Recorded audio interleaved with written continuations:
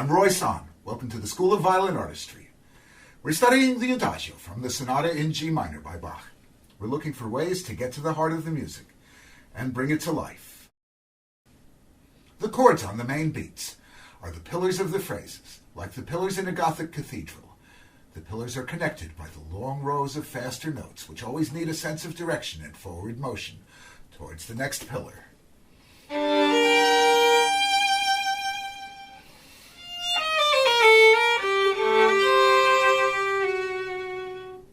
Sometimes these passages are singing and expressive. Other times they're more like filigree.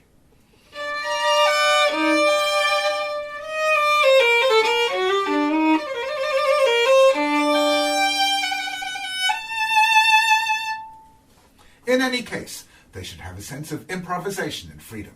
So, each little flourish or filigree should have shape and direction like this.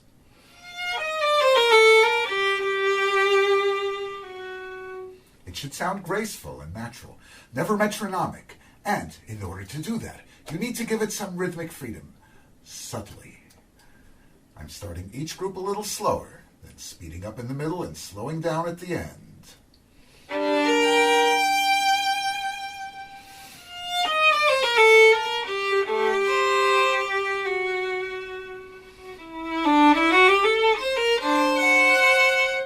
That was a little exaggerated, just for demonstration purposes.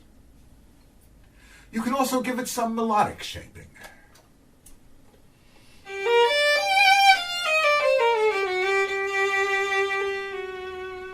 I'm making a little bit of a hairpin, crescendo and diminuendo.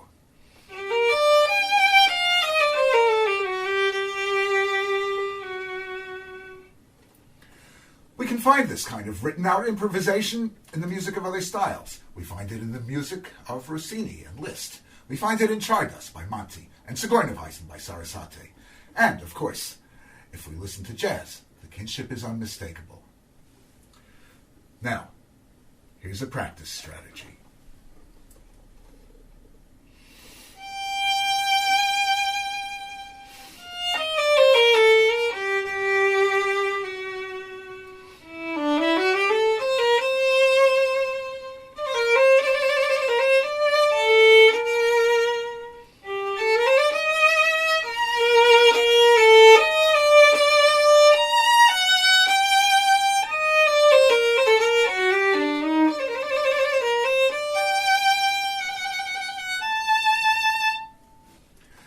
Just playing the melody without the chords or double stops. I recommend this for everybody. Even if you've played this sonata for years, this will be valuable for you. But you need to do it as if you mean it, with conviction. Make it as gorgeously singing as you can, with your most beautiful tone quality and your most heartfelt expression. If you practice it this way, your musical instincts can start working for you on a new level, free from the task of dealing with the chords. You can enter Bach's universe and find the natural expressivity of his melodic lines. I suggest you do this every day for a week. You'll hear it getting better and better every day, coming to life in ways that you never thought of. Now, the time has come to turn on the metronome. Even though you'll eventually play this with some rhythmic freedom, maybe a lot of rhythmic freedom, you need to start with a secure feeling of the rhythmic structure. The basic pulse of this movement is the eighth note pulse. I think 56 is a good basic tempo.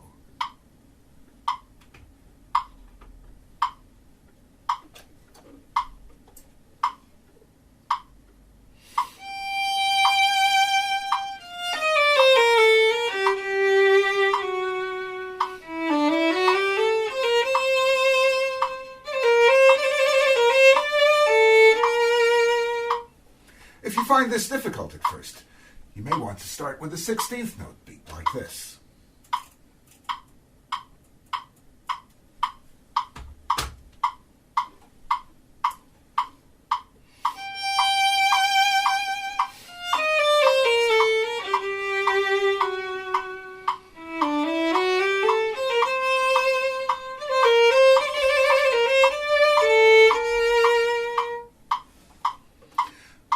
That should only be a temporary step in the learning process. You need to feel the flow of the music with an eighth note pulse. You'll probably find it's easier to start with the chordless version, as I was doing just now. Then you can add the chords. The goal is to be able to play the entire movement comfortably and gracefully with the metronome, and to make it as expressive and as musical as possible.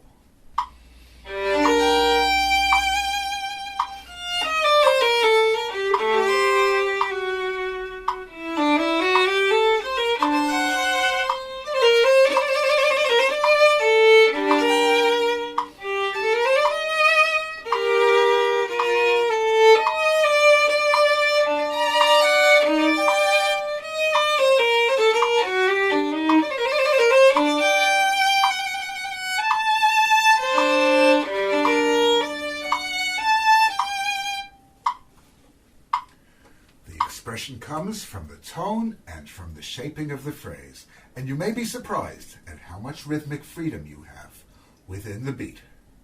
There are only two spots in this movement where I find it utterly unmusical to play with the metronome. One is the next to the last measure, which needs a huge retard.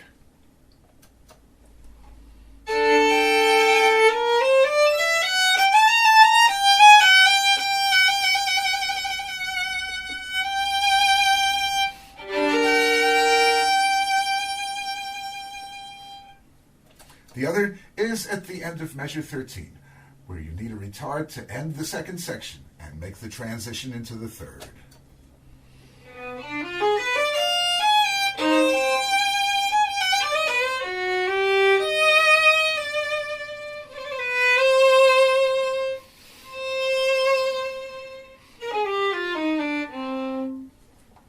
Now, let's talk about the chords.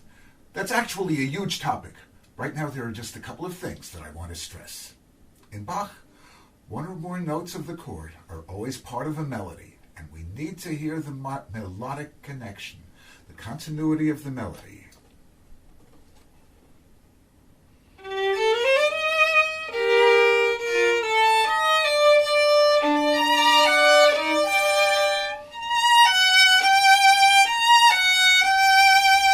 Here's the melody in the top voice. And also in the bass.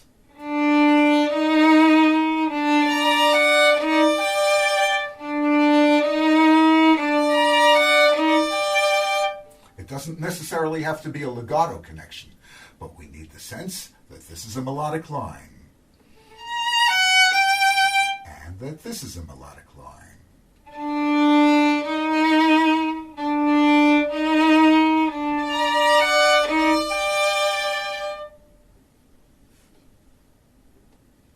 The other thing is tone quality. Every part of the chord must have a beautiful singing tone. If you're dividing the chords 2 and 2, make sure the bottom notes have a beautiful singing tone.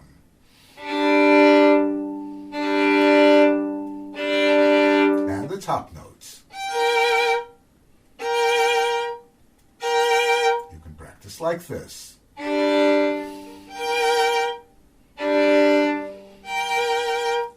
Making the connection.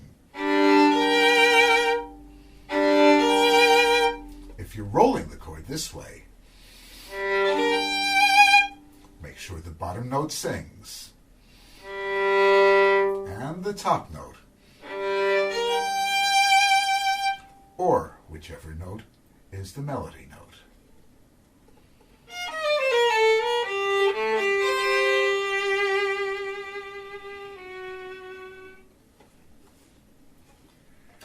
So, what do you think is the mood of this Adagio?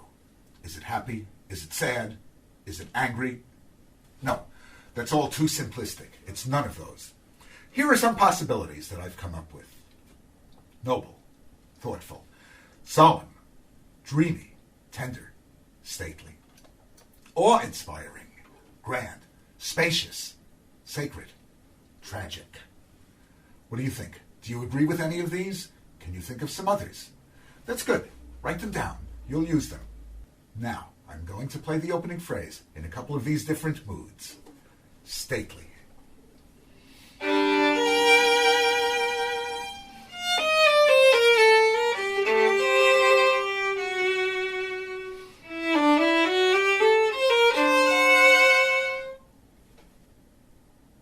dreamy.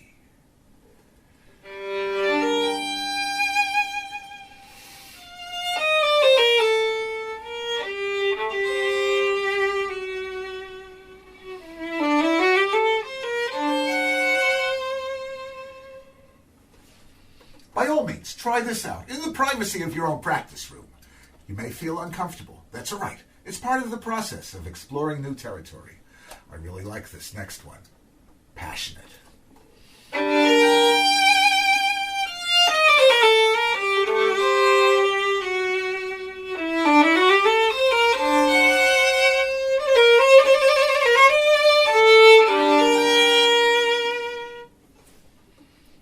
Perhaps you're thinking that these are all artificial and unconvincing. I agree, absolutely. But perhaps, just perhaps, each one of these versions is giving me something worthwhile that I can incorporate. Summing up, we've talked about shaping the phrases with the pillars on the main beats and the filigree which connects them. We've talked about practicing just the melody and practicing with a metronome. We've looked at some aspects of chord playing.